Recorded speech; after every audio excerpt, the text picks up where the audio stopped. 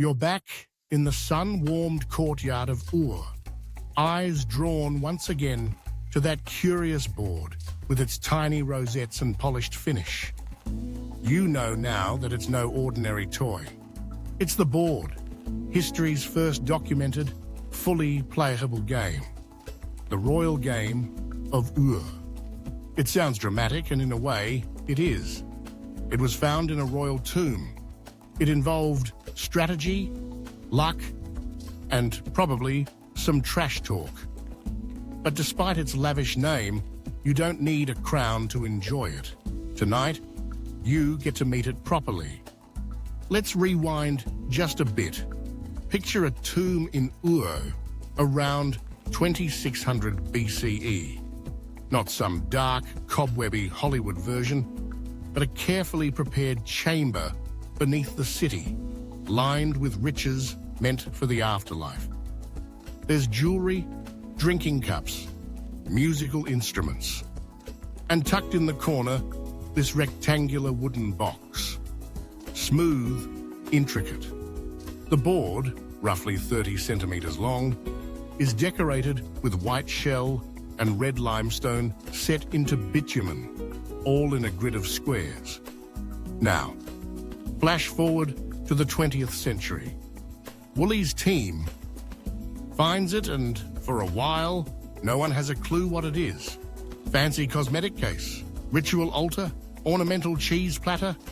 Eventually, context and comparison win out. It's a game, one that may predate chess by over 4,000 years.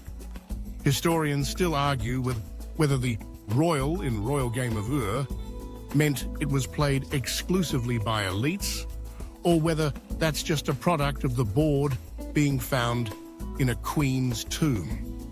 Truth is, cheaper versions probably existed for the average Mesopotamian. You didn't need lapis lazuli to lose to your cousin. But what actually is the game? You squint at the board. It's made up of 20 squares arranged in a unique T-shape.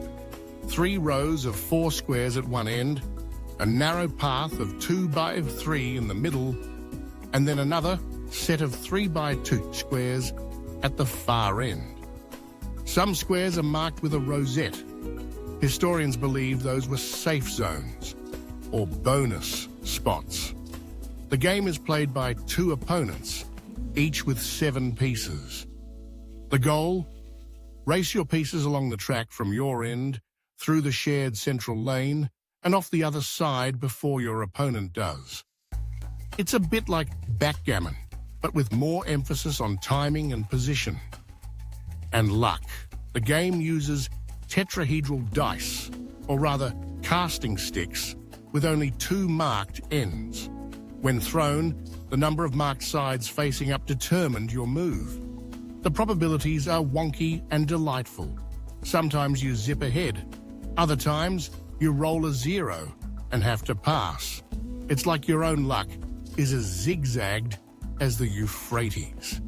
You're watching now as 2 players sit cross-legged on a woven mat, each one slowly inching their carved pieces forward.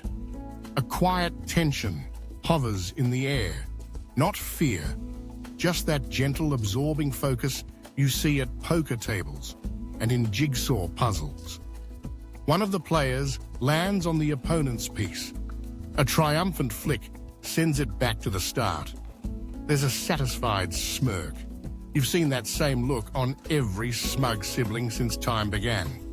What's beautiful is how familiar this feels. The competitive pacing, the size, the hope in each roll. The Royal Game of Ur isn't some dusty relic. It's just game night in 2600 BCE. Now imagine this. Around 177 BC, over 2,000 years after this game was already being played, a Babylonian scribe named Iti-Marduk-Balatu carved a tablet explaining the rules. Yes, this game was so beloved, it was still being taught and played across centuries. His tablet, found much later, offered a glimpse at strategy and superstition wrapped together. each square possibly connected to omen or divine meanings. The rules described in that tablet helped modern scholars decode how the royal game of Ur worked. And in 1950, a British curator named Irving Finkel, yes, that's a real name, used those rules to reconstruct the gameplay. So today, you can literally play it. You can go online, find a replica, and curse your dice rolls just like a Mesopotamian noble. But here's something fun. The game might have had names for squares, like House of Rejoicing or House of Water. Poetic, right? Makes your average jail space in Monopoly sound tragically unimaginative. Historians still debate whether each square had fixed meaning, or whether these names were local variations. Temple slang, if you will. It could be that different cities had different rule sets, the way house rules work today. You know, like when your uncle insists you can build hotels on Go, which you cannot. Back in Ur, the players pack up. The pieces go into a small pouch made of leather or linen. The board is slid into a niche in the wall. Game over. For now.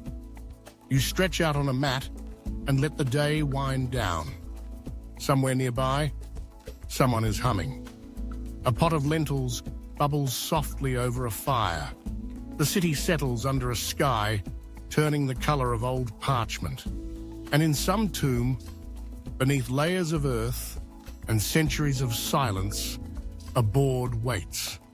Intact, elegant, eager to be discovered again.